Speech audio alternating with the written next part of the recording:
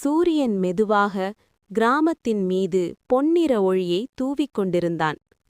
வைக்கோல் கூரையுள்ள வீடுகள், பசுமை நிறைந்த தோட்டங்கள் எல்லாம் ஒரு அமைதியான காலையை சொல்லிக் கொண்டிருந்தது.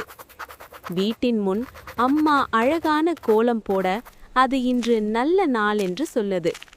அப்பா பசுவுக்கு பால் பீறிக் கொடுத்தார். அந்த சத்தமே கிராமத்தின் இசை. அக்கா துளசி மாடத்தில் தண்ணீர் ஊற்றி பிரார்த்தனை செய்தாள்.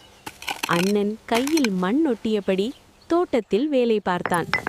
அருகில் பாட்டி அரிசியை அரைத்து கொண்டே, உழைப்பும் ஒற்றுமையும் இருந்தா வாழ்க்கை செழிக்கும் என்று சொன்னாள்.